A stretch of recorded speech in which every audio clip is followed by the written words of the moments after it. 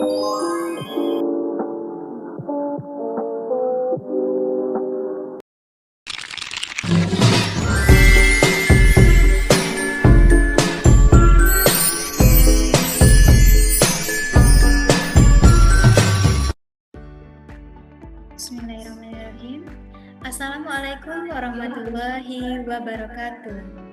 Jumpa lagi dengan saya, Vina Puspitasari. Kami dari kelompok 6 dipersilakan kepada anggota lain untuk memperkenalkan dirinya masing-masing. Perkenalkan, nama saya Yola Veronica. Saya Pelania Dinda Francisca. Saya Ulfa Zikra.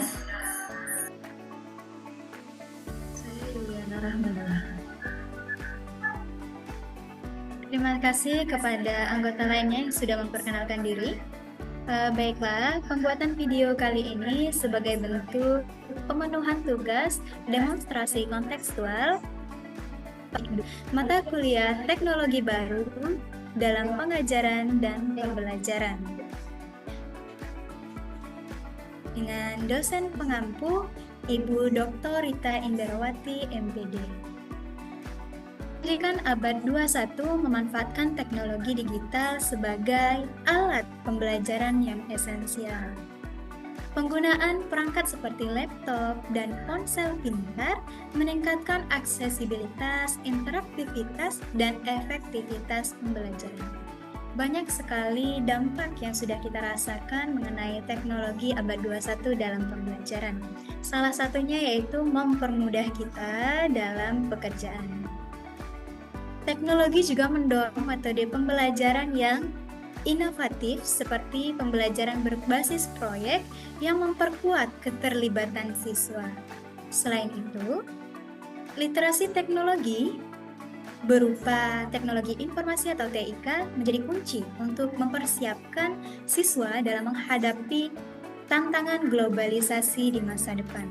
Dengan demikian, integrasi teknologi dalam pendidikan sangat penting untuk meningkatkan kualitas dan relevansi pembelajaran di era modern ini. Baiklah, di sini kita akan membahas mengenai teknologi.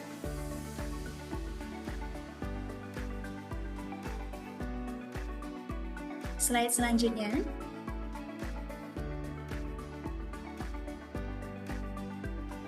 Berisikan anggota kelompok yang terdiri dari 5 orang. Oke, selanjutnya. Adapun bentuk teknologi pembelajaran abad 21 sudah tertera dalam slide kita kali ini. Yang pertama yaitu mengenai e-learning atau pembelajaran berbasis elektronik, di mana e-learning ini memudahkan kita sebagai tenaga pendidik maupun peserta didik nantinya untuk melakukan pembelajaran. Pembelajaran ini dapat dilakukan di mana saja dan kapan saja. Selanjutnya, yaitu ada variasi metode pembelajaran.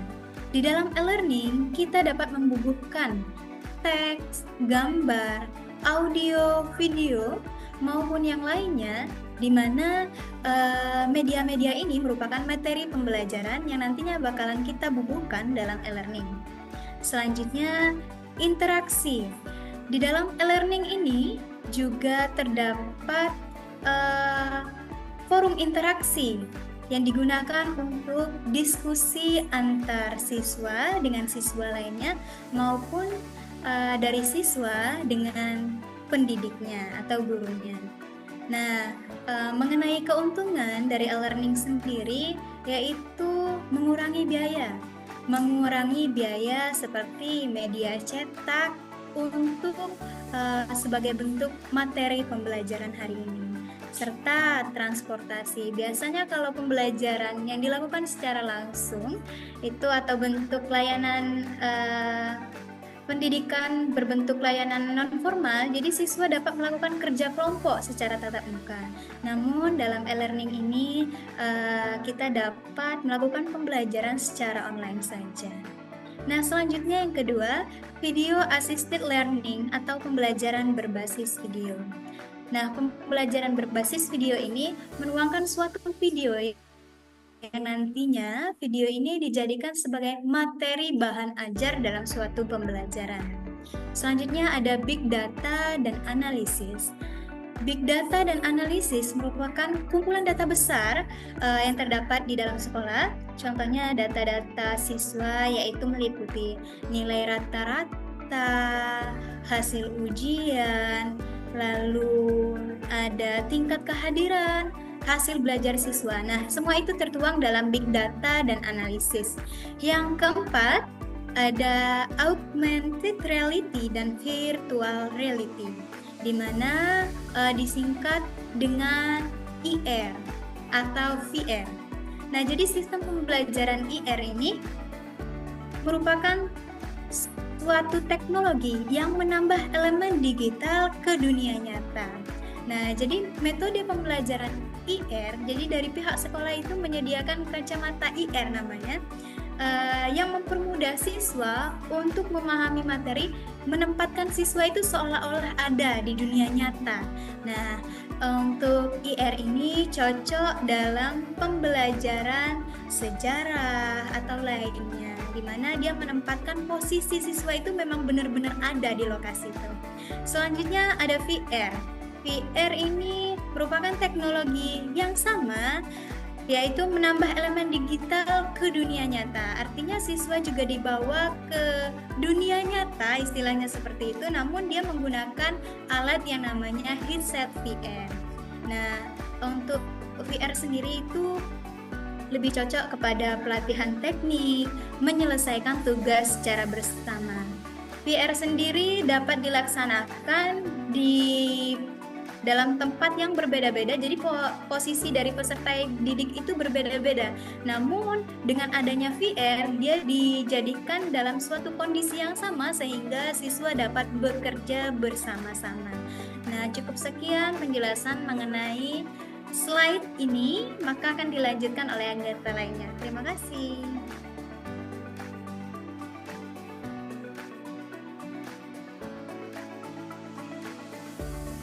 Baiklah, saya akan melanjutkan penjelasan yang selanjutnya, itu ada gamification adalah pendekatan dalam pembelajaran menggunakan elemen di dalam game atau video game yang bertujuan memotivasi siswa dalam proses pembelajaran dengan memaksimalkan kesenangan keseruan di dalamnya.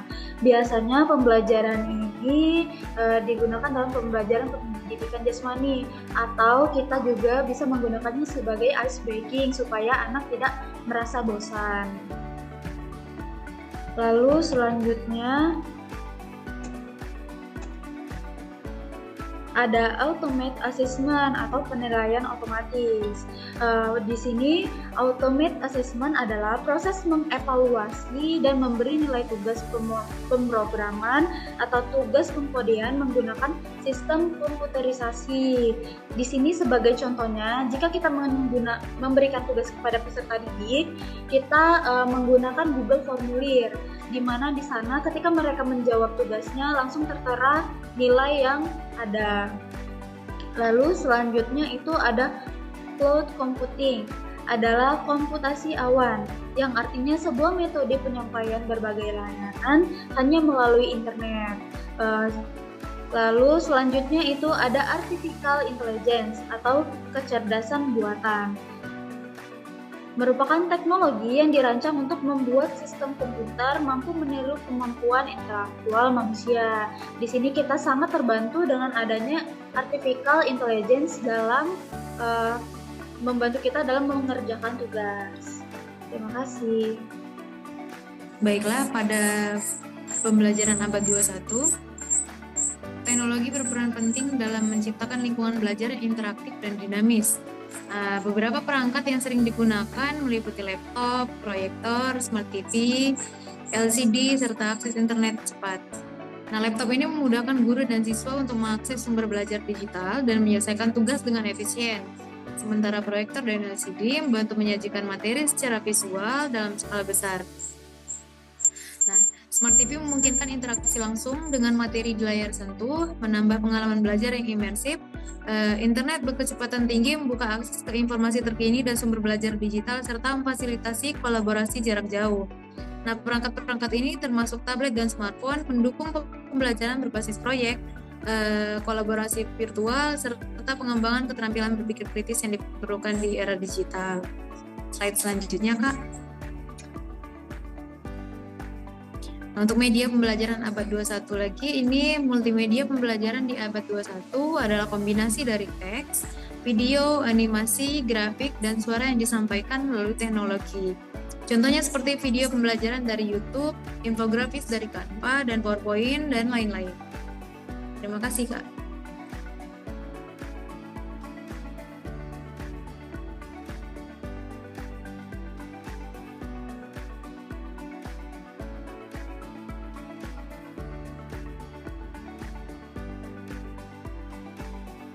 Baiklah, di sini saya akan menjelaskan mengenai media pembelajaran pada abad ke-21. Di sini terdapat multimedia interaktif di mana merupakan salah satu gabungan dari berbagai media seperti teks, gambar, suara, animasi, dan video yang digunakan secara terpadu dan sinergis. Yang kedua itu ada video pembelajaran di mana dapat memberikan penjelasan materi pembelajaran secara visual dengan menggabungkan animasi, narasi, dan gambar. Yang ketiga itu terdapat podcast di mana berupa rekaman audio atau suara yang diedarkan secara online di media internet.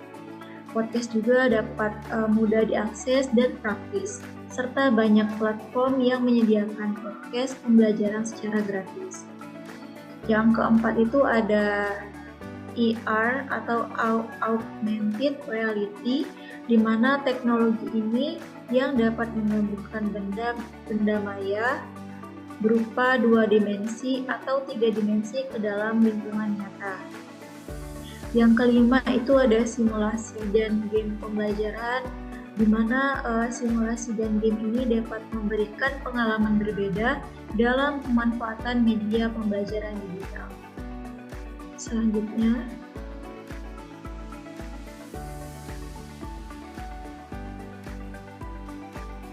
baik, terima kasih atas kesempatannya. Di sini saya akan melanjutkan materi tentang media pembelajaran di abad ke-21. Selanjutnya itu ada personalisasi pembelajaran, isi konten dan elemen lain dari media pembelajaran dapat disesuaikan dengan kebutuhan dan keinginan individu tersebut. Hal ini membuat pembelajaran lebih relevan dan efektif. Selanjutnya yaitu ada sistem manajemen pembelajaran atau LMS. Ini mendukung pembelajaran mandiri dan kolaboratif dengan fitur-fitur interaktif yang memungkinkan siswa mengakses materi dan melakukan pembelajaran secara mandiri di rumah. Selanjutnya itu ada webinar dan video konferensi di mana pada tahap ini karnaval kelas secara online atau jarak jauh ini sangat cocok untuk mendukung peserta didik belajar langsung dari pendidik serta memungkinkan pertanyaan langsung. Terima kasih. Saya kembalikan ke moderator. Terima kasih kepada teman-teman anggota kelompok 6 yang sudah menjelaskan mengenai teknologi pembelajaran abad 21, sudah menjelaskan bagaimana tadi contoh-contohnya seperti e-learning, LMS, VR, dan AR. Sekali lagi saya menekankan terima kasih atas kerjasamanya. Semoga apa yang disampaikan dapat bermanfaat untuk kita semua. Saya selaku moderator pamit mohon undur diri. Saya akhiri dengan wabillahi taufiq wal hidayah. Wassalamualaikum warahmatullahi wabarakatuh.